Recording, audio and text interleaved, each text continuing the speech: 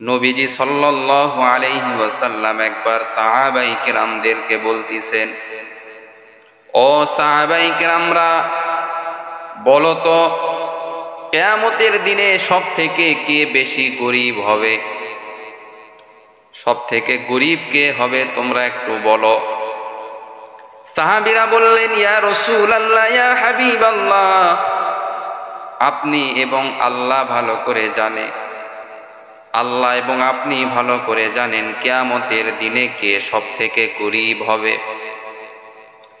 আল্লাহর নবী বললেন, ও সাহাবায়ে কেরামরা, যার আমলে অনেক নামাজ থাকবে, যার আমলে অনেক রোজা থাকবে, যার আমলে অনেক দান সদকা থাকবে, যার আমলে অনেক আমল থাকবে, কিন্তু তারপরেও সে অত্যন্ত গরীব হয়ে যাবে, অত্যন্ত গরীব হবে আল্লাহর আদালতে।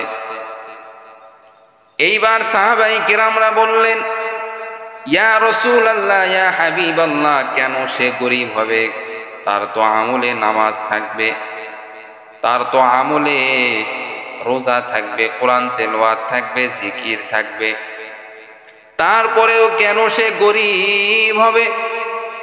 আল্লাহর নবী সাহাবায়ে কেরামদেরকে বললেন, ও সাহাবায়ে কেরামরা, ওই বান্দা অন্যের হক মারছে, অন্যের হক মেরে খাইছে, অন্যের জমি দখল করেছে, অন্যের জমির দলিল নিজের করে চালাকি করে নিয়েছে, কাউকে কষ্ট দিয়েছে, কথার মাধ্যমে কষ্ট দিয়েছে, অন্যায়ভাবে কষ্ট দিয়েছে, অন্যায়ভাবে গালিগালাজ করেছে, অন্যায়ভাবে মানুষের উপর জুলুম করেছে, ক্ষমতার বড়াই দেখাইছে, ক্ষমতার বড়াই দেখিয়া দুর্বলদের সঙ্গে অন্যায় করেছে। এইবার সাহাবায়ে কেরামরা বললেন, ইয়া রাসূলুল্লাহ, ইয়া হাবিবাল্লাহ, এবার আমরা বুঝতে পেরেছি কেন নামাজ পড়েও জাহান্নামে যাইতে হবে, কেন রোজা রেখেও জাহান্নামে যাইতে হবে, কেন কোরআন পড়েও জাহান্নামে যাইতে হবে, আমাদের বোঝার আর বাকি নাই।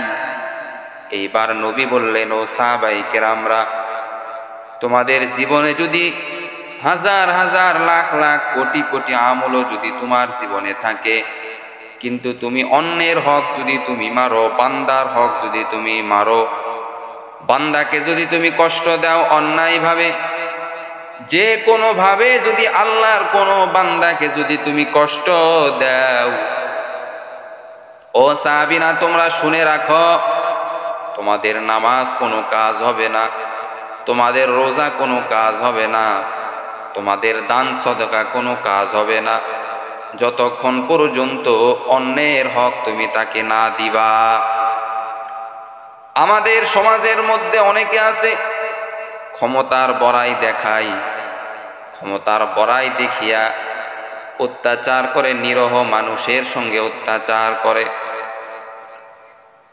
তাদেরকে আমি বলতে চাই, বাবা সাবধান হয়ে যাও, দুনিয়া থেকে কিন্তু একদিন বিদায় নিতে হবে। এজন্যই তো আল্লাহ হাসরের ময়দান কায়েম করবে, আল্লাহ কিয়ামতের ময়দান কায়েম করবে, কারণ বিচার করবে আল্লাহ।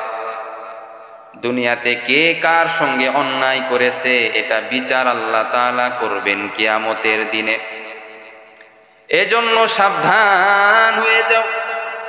আল্লাহর নবী বললেন, ও সাহাবায়ে কেরামরা, আল্লাহ তাআলা যখন ওই ব্যক্তিকে উপস্থিত করবে কিয়ামতের দিনে, আল্লাহ তাআলা বলবেন, ও বান্দা, তোমার জীবনে কি কি আমল আছে তুমি এখন আমার কাছে পেশ করো। ওই বান্দা আল্লাহর কাছে তার নামাজ পেশ করবে, ওই বান্দা আল্লাহর কাছে তার নামাজ পেশ করবে, আল্লাহর কাছে রোজা পেশ করবে, আল্লাহর কাছে কোরআন তেলাওয়াত পেশ করবে, আল্লাহর কাছে দান সদকা পেশ করবে। আল্লাহ তাআলা দেখবে তার আমল দ্বারা ভরপুর হয়ে গেছে।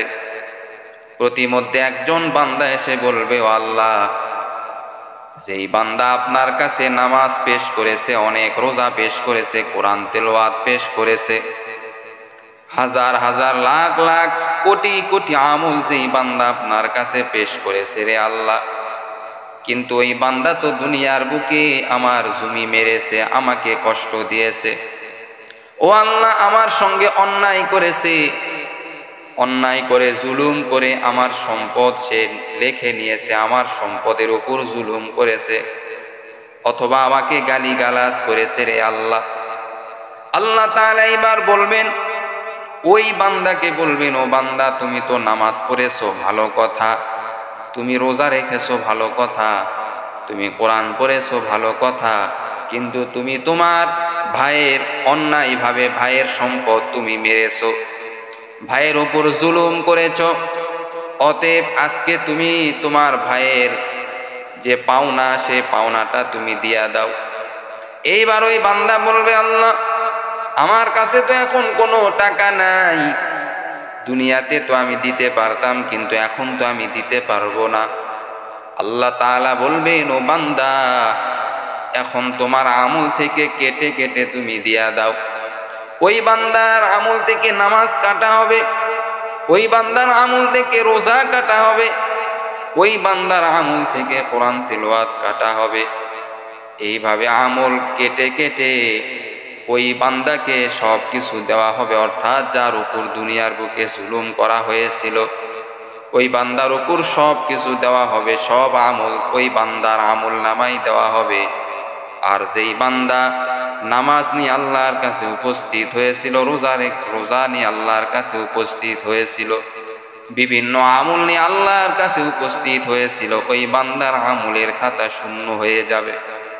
এইবার আল্লাহ তাআলা বলবেন, ও বান্দা যাও, এখন তুমি জাহান্নামের মধ্যে চলে যাও।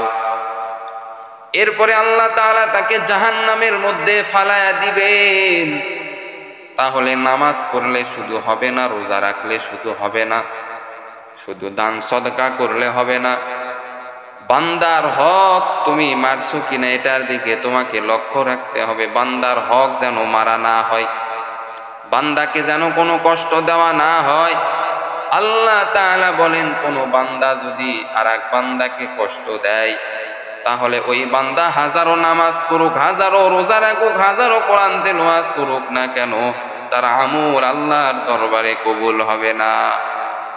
এজন্য সাবধান, আল্লাহর হক আর বান্দার হক।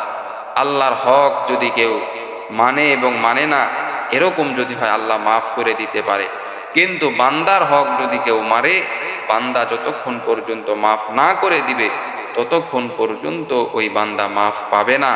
এজন্য মানুষের হক মারা থেকে আমাদের বিরত থাকতে হবে। আল্লাহ পাক রব্বুল আলামিন আমাদের সকলকে মুসলমান ভাই হয়ে থাকার তৌফিক আল্লাহ তাআলা দান করুক। সকলে বলেন আমিন।